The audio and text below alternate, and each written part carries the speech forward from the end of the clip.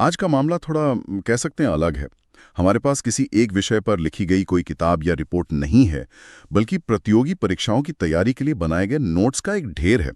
इसमें भूगोल, इतिहास, संविधान, अर्थशास्त्र, मतलब सब कुछ मिला जुला है। एक तरह की ज्ञान की खिचड़ी। हाँ, और हमारा काम है इस खिचड़ी में से स्वाद और सार दोनों को निकालना।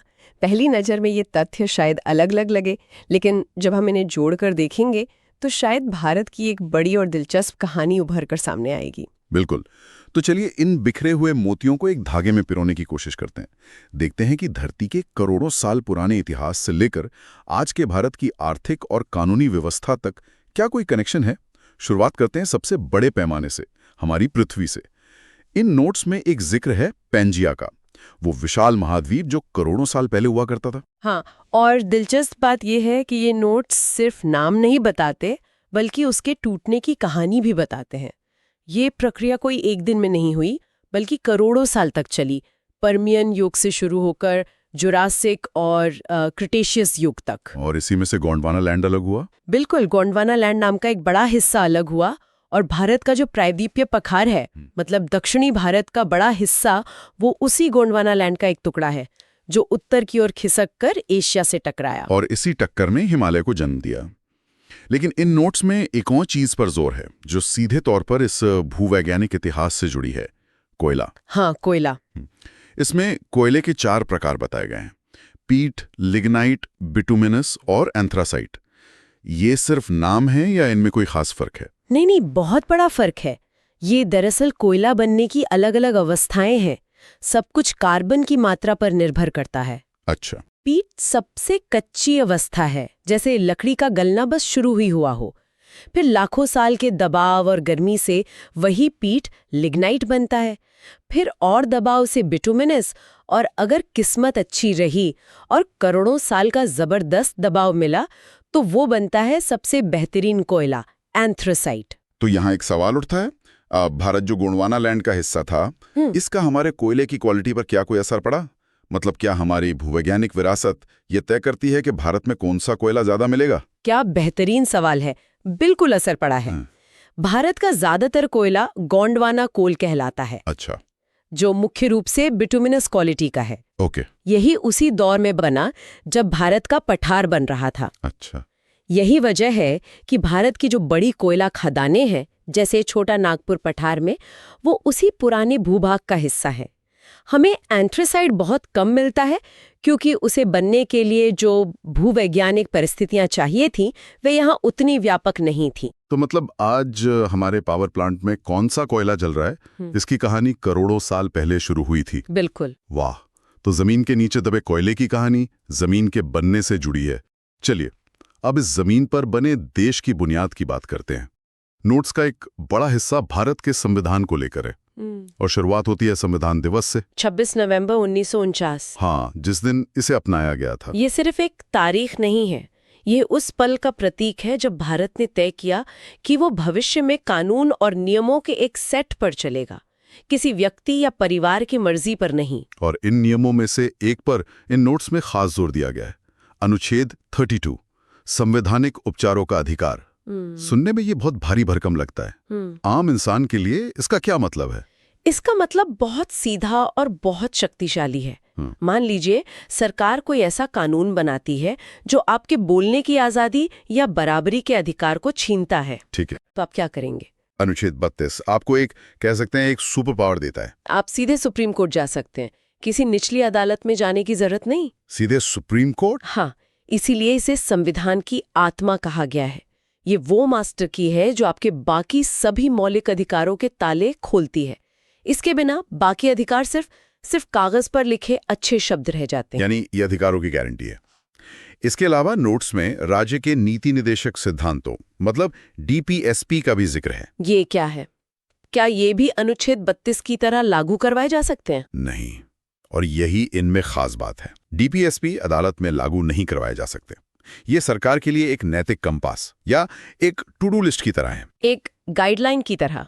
हाँ बिल्कुल, ये बताते हैं कि एक आदर्श भारत कैसा होना चाहिए। जैसे नोट्स में जिक्र है अनुच्छेद 39A का, जो कहता है कि सरकार गरीबों को मुफ्त कानूनी सलाह दे, या अनुच्छेद 48A जो पर्यावरण की रक्षा की बात करता है। ये सिद्धांत याद दिलाते हैं कि सरकार का काम सिर्फ देश चलाना नहीं बल्कि एक कल्याणकारी राज्य बनाना भी है। और इसी ढांचे को सुरक्षित रखने के लिए आपातकालीन प्रावधान भी हैं। हाँ। अनुच्छेद 352, 356, 360 ये एक तरह से सिस्टम का सेफ्टी वॉल्व है ना। बिल्कुल, ये संविधान का संतुलन दिखाते हैं।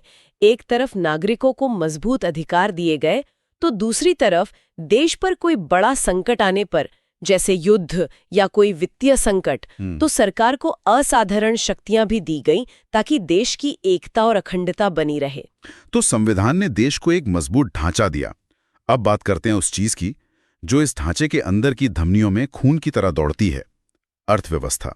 नोट्स हमें सीधे 1991 में ले जाते हैं। एलपीजी सुधार, उदारीकरण, निजीकरण और वैश्वीकरण से पहले भारत की अर्थव्यवस्था काफी हद तक बंद और सरकार नियंत्रित थी।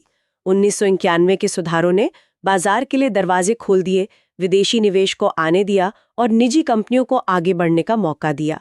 आज हम जो भी आर्थिक माहौल देखते हैं उसकी नींव वहीं रखी गई थी। और इस पूरी आर्थिक मशीनरी को नियंत्रित करने वाले ऑपरेटर का भी जिक्र है, भारतीय रिजर्व बैंक, आरबीआई। हाँ, बैंकों का बैंक। बिल्कुल। और नोट्स में कुछ बैंकिंग शब्द हैं जो अक्सर समाचारों में सुनाई देते हैं, CRR और SLR। क्या हम इन्हें आसान भाषा में समझ सकते हैं? जरूर। इन्हें आरबीआई के दो सबसे जरूरी टूल समझिए। पहले CRR यानी कैश रिजर्व रेशियो। इसे ऐसे सोचिए कि आरबीआई हर बैंक को कहता है, देखो तुम्हारे पास लोग जितना भी पैसा जमा करते हैं उसका एक छोटा हिस्सा, मान लो 4%, तुम्हें मेरे पास मेरी तिजोरी में रखना होगा। अच्छा, और उस पैसे का क्या होगा? तुम इस पैसे को हाथ नहीं लगा सकते, नहीं इस पर कोई ब्याज मिलेगा। लेकिन आरबीआई ऐसा क्यों करता है? इससे उसे क्या फायदा? फायदा आरबीआई का नहीं, पूरी अर्थव्यवस्था का है। जब आरबीआई को लगता है कि बाजार में बहुत ज्यादा पैसा हो गया है और महंगाई बढ़ रही है, तो वो CRR को 4% से बढ़ाकर 5% कर सकता है। ऐसा करने से बैंकों के पास कर्ज देने के लिए पैसा कम हो जाता है, जिससे बाजार में पैसे का बहाव थोड़ा कम हो जाता है। ये महंगाई को नियंत्रित करने का एक स्विच है। समझ गया। तो फिर SLR क्या है? SLR यानी सांविधिक तरलता अनुपात थोड़ा अलग है। इसमें आरबीआई कहता है कुछ पैसा आपको अपने पास ही रखना होगा, लेकिन कैश में नहीं, बल्कि सोना या सरकारी बॉन्ड्स जैसी सुरक्षित चीजों में निवेश करके। ये बैंक की अपनी सुरक्षा के लिए एक इमरजेंसी फंड जैसा है, ताकि अगर अचानक बहुत सारे लोग अपना पैसा निकालने आ जाएं, तो बैंक दिवालिया ना हो। और इस पर बैंक को थोड़ी कमाई भी होती है? हाँ, इस पर उन्हें थोड़ा ब्याज मिलता रहता है। तो ये शब्द सिर्फ शब्द नहीं बल्कि अर्थव्यवस्था को स्थिर रखने के औजार हैं। अर्थव्यवस्था की बात हो रही है तो व्यापार के दरवाजों का जिक्र भी है। बंदरगाह, नोट्स में कांडला, मुंबई, चेन्नई, कोलकाता जैसे कुछ प्रमुख बंदरगाहों के नाम हैं। ये बंदरगाह सिर्फ सामान उतारने चढ़ाने की जगह नहीं है, ये भारत की वैश्विक अर्थव्यवस्था की जीवन रेखा है। 1991 के बाद जो वैश्वीकरण हुआ वो इन्हीं बंदरगाहों के जरिए हकीकत में बदला। ये वो रास्ते हैं जहां से हमारा निर्यात दुनिया तक पहुंचता है और जरूरी सामान देश में आता है। इन सब गंभीर विषयों के बीच नोट्स में कुछ ऐसे तथ्य भी हैं जो दिखाते हैं कि इंसान हमेशा से दुनिया को समझने और उसे व्यवस्थित करने की कोशिश करता रहा है। हाँ। जैसे R.H. विटेकर की 5 जगत वर्गीकरण प्रणाली। हाँ, ये जीव विज्ञान का एक बुनियादी, एक फंडामेंटल सिद्धांत है। विटेकर ने दुनिया के सभी जीवों को उनकी बनावट और पोषण के तरीके के आधार पर 5 बड़े समूहों में बांट दिया। मोनेरा यानी बैक्टीरिया, फिर प्रोटिस्टा, कवक, प्लांटी और एनिमेलिया। ये प्रकृति की असीम विविधता को एक व्यवस्थित ढांचे में समझने की कोशिश है। ये सिर्फ जीव विज्ञान का तथ्य नहीं है, ये ज्ञान को व्यवस्थित करने की हमारी प्रवृत्ति को दिखाता है। और यही प्रवृत्ति हमें इतिहास में भी नजर आती है। नोट्स में विजयनगर साम्राज्य के 4 वंशों का क्रम दिया गया है, संगम, सालुव, तुलुव और अराविदु। बिल्कुल, यह भी एक तरह का वर्गीकरण ही है। एक विशाल और गौरवशाली साम्राज्य के 300 साल से भी ज्यादा के इतिहास को समझने के लिए इतिहासकारों ने उसे शासक वंशों के आधार पर बांटा। संगम वंश ने नींव रखी तो तुलु वंश के कृष्णदेव राय के समय में ये साम्राज्य अपनी बुलंदियों पर पहुंचा। ये तारीखें और वंश सिर्फ आंकड़े नहीं हैं। बिल्कुल नहीं। जब आप आज हम्पी के खंडरों को देखते हैं तो आपको एहसास होता है कि इन वंशों ने कितनी भव्यता और कला को जन्म दिया था। तो चाहे प्रकृति के लाखों जीवों को समझना हो या किसी साम्राज्य के सैकड़ों साल के इतिहास को, हम हमेशा पैटर्न और व्यवस्था ढूंढते हैं। क्योंकि व्यवस्था बनाने से ही समझ पैदा होती है, अराजकता में ज्ञान संभव नहीं है। तो आज हमने इन बिखरे हुए नोट्स से एक कहानी बनाने की कोशिश की। हमने देखा कि कैसे करोड़ों साल पहले जमीन के एक टुकड़े के खिसकने से ये तय हुआ कि आज भारत में कोयला कहाँ मिलेगा। फिर हमने देखा कि जमीन पर बसे देश को चलाने के लिए एक संविधान बनाया गया जो नागरिकों को अधिकार भी देता है और देश को सुरक्षा भी। और उस संविधान के तहत एक अर्थव्यवस्था चलती है जिसे आरबीआई जैसे संस्थान अपने औजारों से संतुलित रखते हैं। और ये सब करते हुए हम हमेशा अपने इतिहास और प्रकृति को वर्गीकृत करके समझने की कोशिश करते रहे हैं। भूगोल, संविधान, अर्थशास्त्र, इतिहास, ये सब एक ही बड़ी कहानी के अलग अलग अध्याय हैं। और अंत में एक विचार। इन नोट्स में एक छोटी सी जानकारी थी कि भारतीय न्याय संहिता यानी बीएनएस ने पुरानी भारतीय दंड संहिता आईपीसी की जगह ले ली है। आईपीसी लगभग 160 साल पुराना अंग्रेजों के जमाने का कानून था। तो सोचने वाली बात यह है कि जब कोई समाज अपने इतने पुराने बुनियादी कानूनी ढांचे को बदलता है तो इसका क्या मतलब होता है? क्या ये सिर्फ पुराने कानूनों को नया नाम देना है, या ये न्याय, अपराध और सजा को देखने के हमारे नजरिए में एक बहुत बड़े बदलाव का संकेत है? इस पर सोचा जा सकता है।